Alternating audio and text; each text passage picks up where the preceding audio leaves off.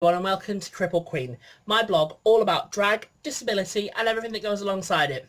If you're new here, hello, and if you're coming back, welcome back. My name's Marilyn Misandry and this, like I said, is Kripple Kween. Episode, I'm going to talk with you about some things that we can be doing during quarantine to look after ourselves mentally, physically, spiritually, emotionally, all kinds of different ways. Now, we obviously all know what's going on at the moment. You know, we've all got to stay inside. Other than maybe half an hour to an hour of exercise every day or essential shopping. We've got to stay inside and we've got to do this to prevent the spread of the coronavirus, also known as COVID-19, Miss Rona, or if like me you're obsessed with Cardi B, coronavirus!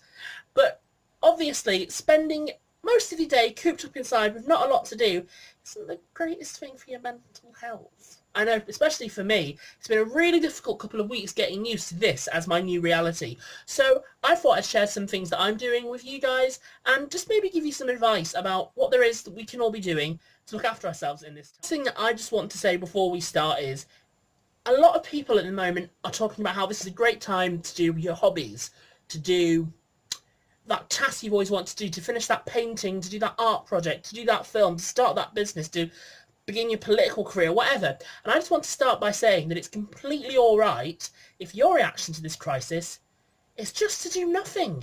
This is overwhelming. This is completely unprecedented and it's terrifying. So, you know, if your reaction to this has just been to hide in bed and watch Netflix or, you know, just cry or just go a bit mad, that's fine. I know I've done that.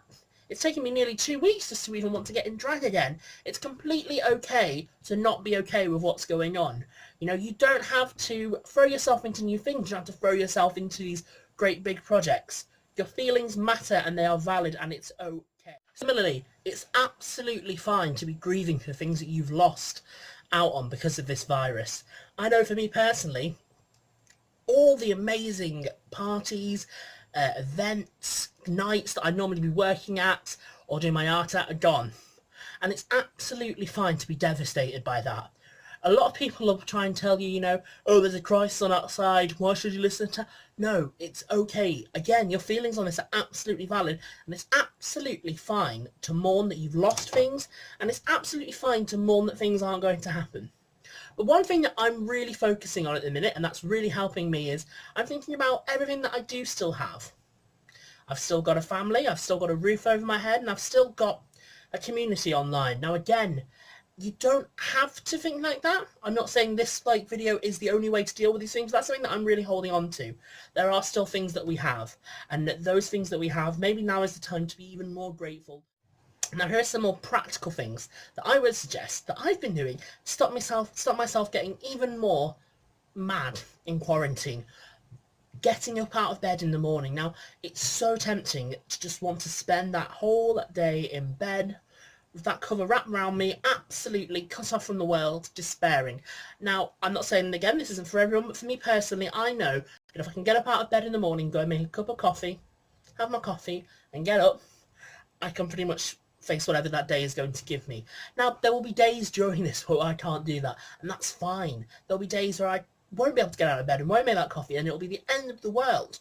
And if that is your day, just embrace it and go with it.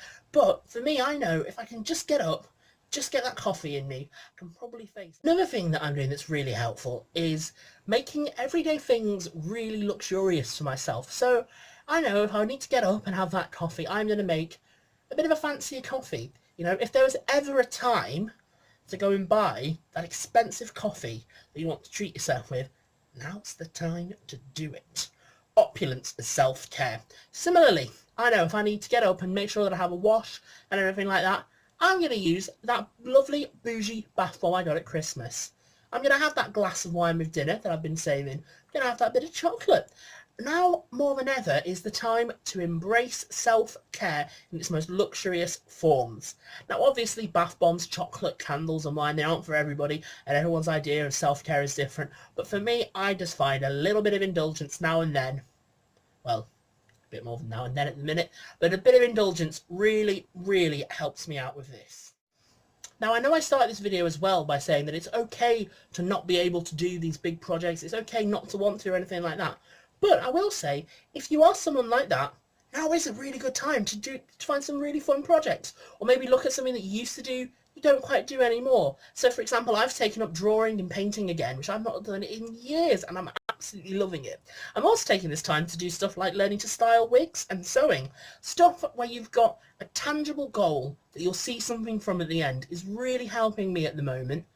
And it's a really nice break from Netflix, from video games, because I know, for me, having that structure of half an hour of drawing, half an hour of sewing, 6 hours of Netflix, it's a really, really good way of breaking my day up. But like I said at the beginning, don't feel pressured to do anything that you don't feel you can do. And as well, you know, with all these projects, just do it for fun.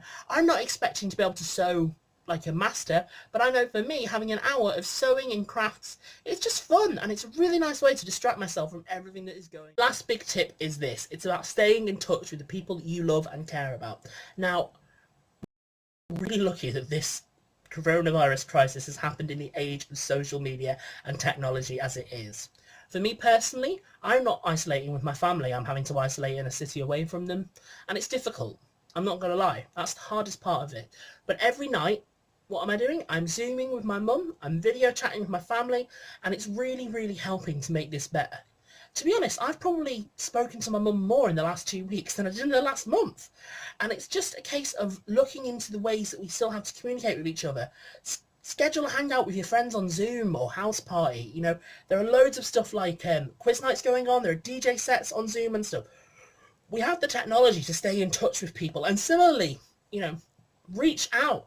Even if you're struggling, always feel free to reach out to anyone, and just be like, this is hard, it's difficult. No one is expecting anyone. So those are just some tips and some advice from a Kripple Kween in quarantine. I might be changing my name to Quarantine Queen, who knows? But to be serious for a moment, this is an unprecedentedly bizarre situation. It's the most stressful thing that's happened to me, and it's the most stressful thing that's happened to a lot of us. And at the end of the day, we will get through this by looking after ourselves and looking after each other. I believe passionately that we're all going to do fine. We're going to do okay. We're going to get through this, and we're going to be stronger for it and happier for it and have better communities for it. Look after yourselves, look after the people that you love, and yeah, all my love, all my Kripple Kween love, as always. I've been Marilyn Misandry. Please like and subscribe if you've enjoyed this, and yeah, stay safe. Lots of love.